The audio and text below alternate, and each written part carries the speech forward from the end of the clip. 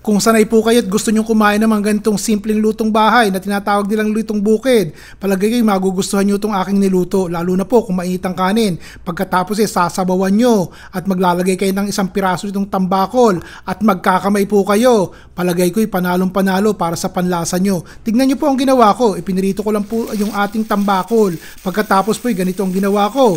Pagkasangkutsa ko po nung ating tambakol naggisa po ako ng bawang, sibuyas at kamatis. Sinabawan ko po ng konting tubig. Pagkatapos po nilagyan ko ng seasoning powder. Nilagyan ko po ng konting asukal at nilagyan ko po ng toyo. Yun po ang ating pampaalat. Tangkay po ng kinchay, lagyan po natin. Tapos dahon po ng kinchay.